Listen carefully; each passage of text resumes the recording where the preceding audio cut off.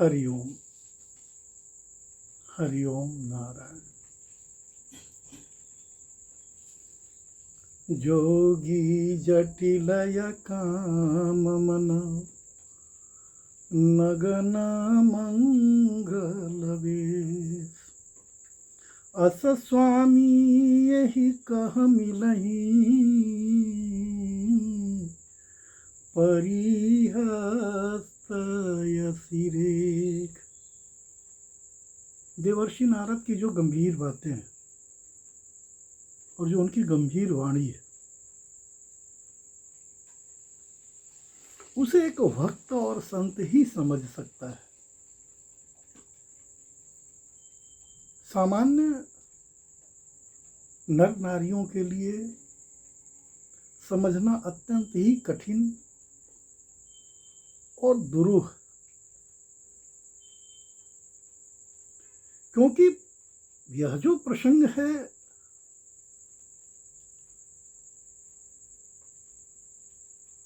ज्ञान के देव का है और जगत जननी का है।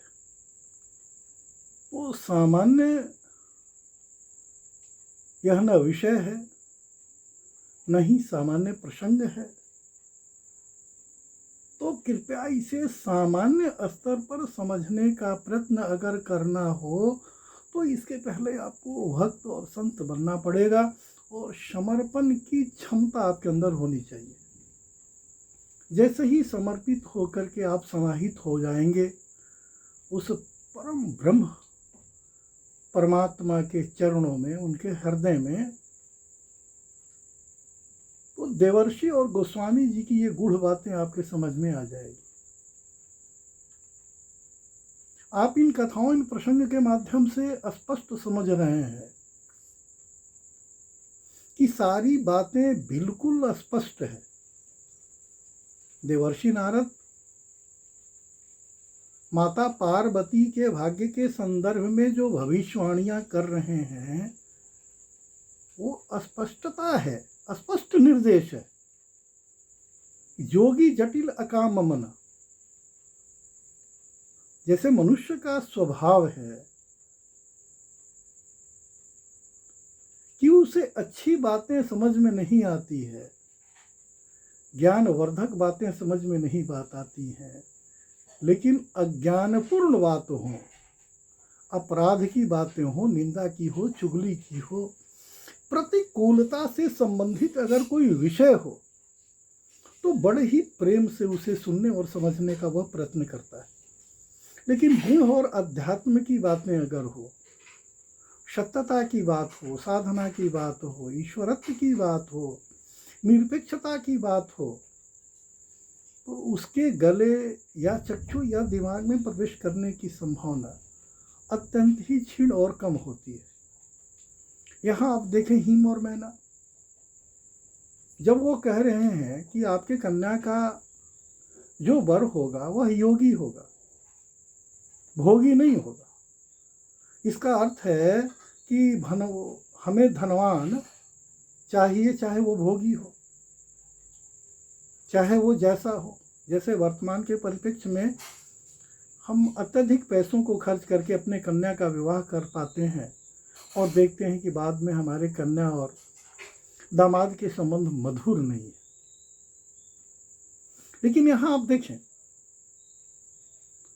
देवर्षि नारद की गुणमयी बातों को सुन करके सामान्य लोगों में अप्रसन्नता है, दुख है, लेकिन यह पार्वती सती जो अवतार ले चुकी हैं उनके मन में इस तरह की बात नहीं है।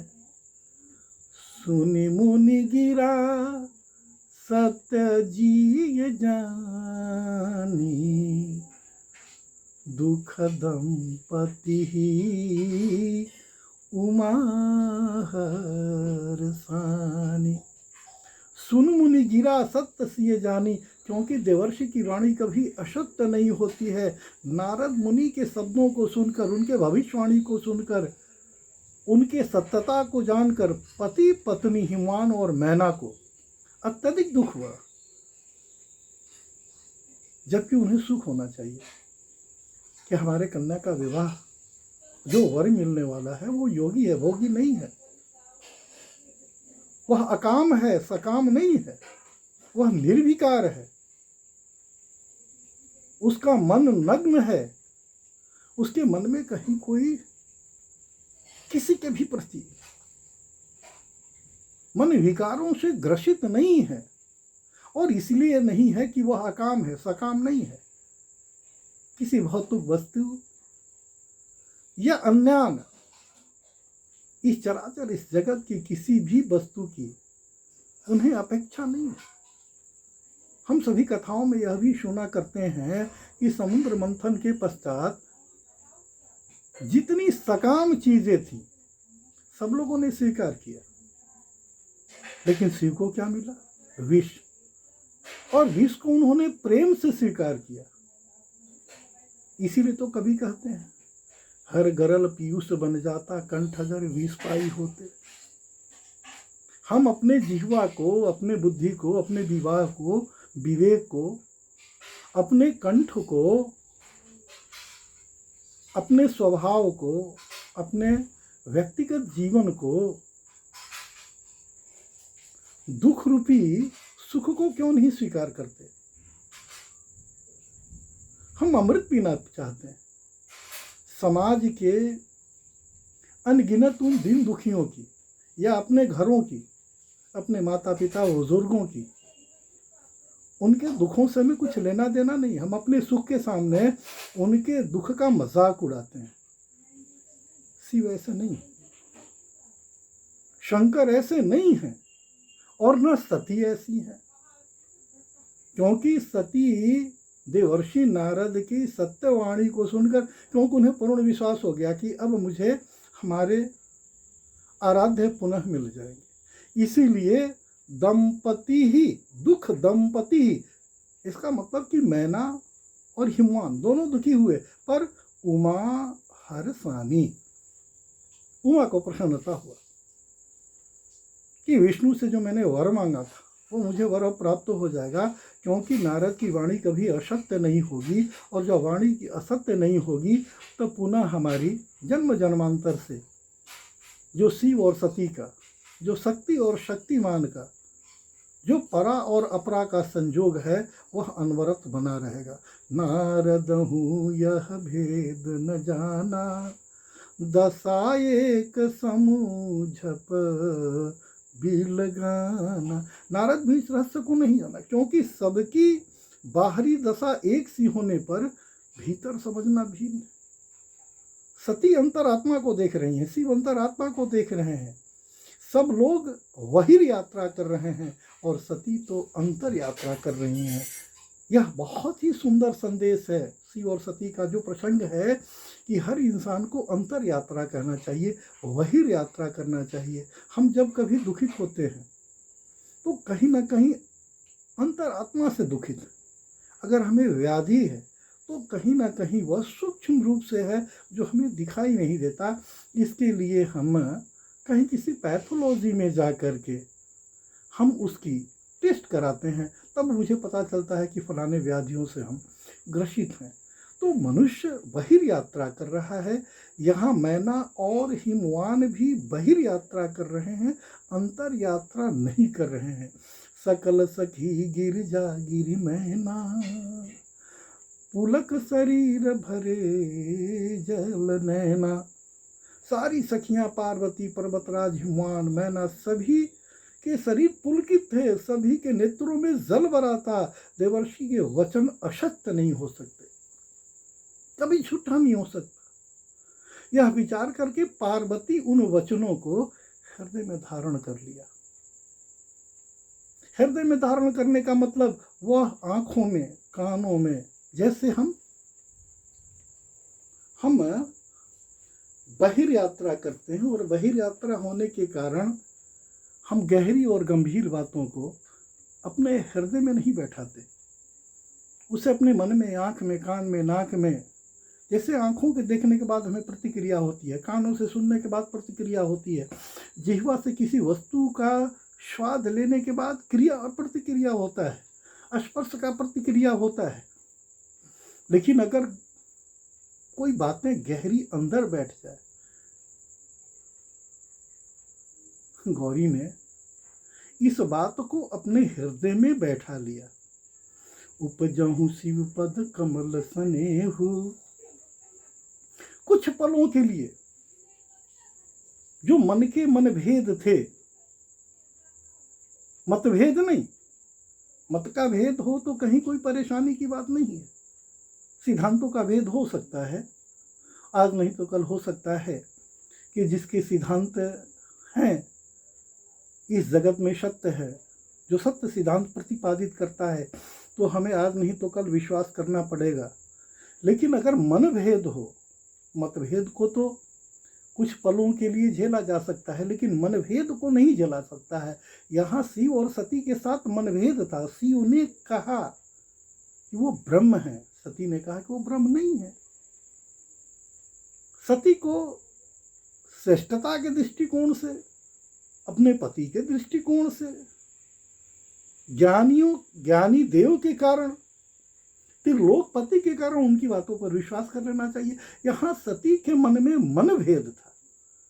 मनभेद के कारण जो सामने के परिणाम हुए, सती ने उसे स्वीकारा कि हमसे भूलें हुई हैं, और उस भूल के प्रायश्चित के लिए उन्होंने इस शरीर का भी परित्याग किया।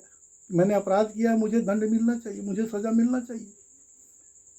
वर्तमान समय में अपराध करने के पश्चात भी हम ऊंची आवाज में बोलते हैं और बड़े से बड़े न्यायालयों में पैसे से या अन्य तरीकों से कोशिश चाहते हैं कि हम अपने अपराधों से मुक्त हो जाए। व्यवहारिक जीवन में तो तुम अपराधों से मुक्त हो सकते हो, लेकिन उस ईश्वर के दरबार में यहाँ तो छोटी मोटी सीसीटीवी लगी हुई है। उस जगत के मालिक ने तो पूरे ब्रह्मांड में अपना सीसीटीवी लगाया है। तुम्हारे हर क्रियाकलापों को वो देख रहा है, सुन रहा है, समझ रहा है, और तुम्हारी खाता वही भरी जा रही है, अच्छे बुरे जो भी हो। उपजहु शिव पद कमल स्नेहु। जो कुछ पलों के लिए स्नेह, जो प्रेम, आप जब परमात्मा से प्रेम करोगे तो परिवार से प्रेम करोगे, और अगर परिवार से प्रेम करोगे तो वह प्रेम लंबी यात्रा नहीं कर सकता है। आज नहीं तो उस प्रेम में विच्छेद आना ही है। तो यहाँ हर इंसान को सर्वप्रथम उस जगत के मालिक से प्रेम करना होगा, जगत के बनाई हुई हर वस्तुओं में प्रेम करना होगा। तब तुम अपने परिवार, अपने सुहृद, अपने मित्रों में या अन्य हर क्षेत्रों में तुम किसी से प्रेम कर सकते हो, क्योंकि प्रेम का जो परम सत्य है वो परमात्मा है। तुम उससे दूर हो गए, उससे दूर हो गए तो तुम प्रकृति से दूर हो गए, और प्रकृति से दूर हो गए तो तुम परिवार से आज नहीं तो कल दूर तुम्हें होना ही है। तो यहाँ गोस्वामी जी ने जो संदेश दिया है कि उपजऊ शिवपद कमल स्नेहु, मिलन कठिन मन भास संदेहु। शिव के प्रति अब स्नेह और प्रेम अत्यधिक हुआ, परंतु मन में यह संदेह जरूर हुआ कि उनका मिलन होना कठिन है। उन्हें विश्वास तो हो गया कि मिलन होगा, लेकिन मिलना कठिन है, यह एक संशय है।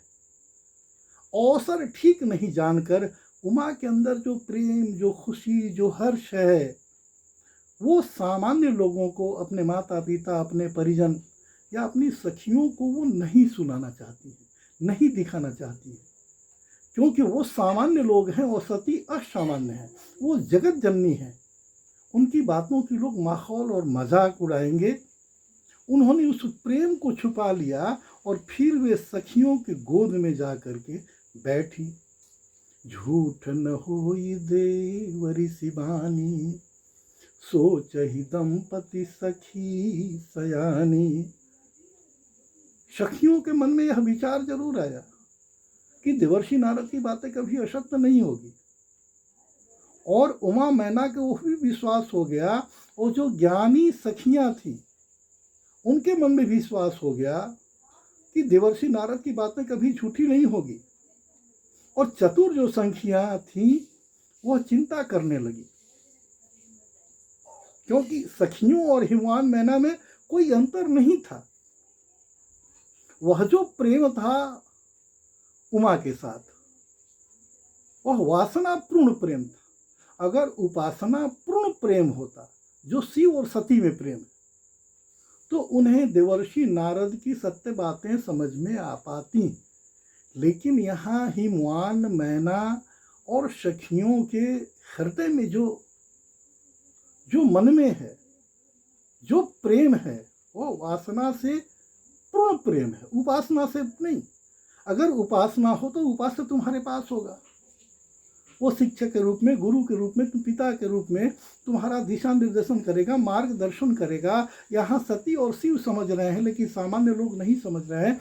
गोस्वामी तुलसीदास का स्पष्ट संदेश है कि तुम भी अगर भक्त हो तो विभक्त मत बनो, ताकि गुण बातें तुम्हारे मस्तिष्क में समझ आए।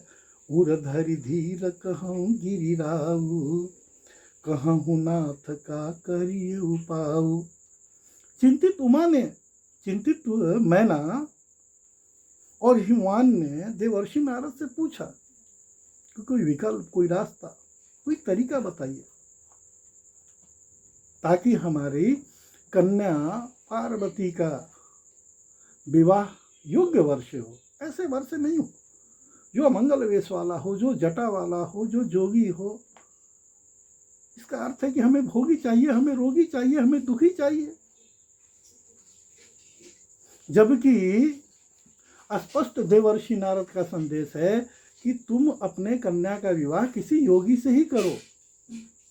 भोगी से करोगे तो वह रोगी होगा ही, झगड़े होंगे, तनाव होगा, तलाकें होंगी, विभिन्न तरह की समस्याएं तुम्हारे जीवन में आ सकती हैं। उन समस्याओं से अगर तुम्हें मुक्त होना है तो तुम अपना वर योगी खोजो। इम्प्लाई खोजने के बाद जो हमें रिप्लाई मिलता है वह बड़ा ही दुखद होता है। मुनीश्वर ने कहा कि हे हुमान सुनो, विधाता ने जो ललाट पर लिख डाला है उसको मिटाने की क्षमता हमारे पास नहीं है। उसको देवता, दानव, मनुष्य, नाग और मुनि कोई भी नहीं मिटा सकते। कह मुनि सही मंत सुनो,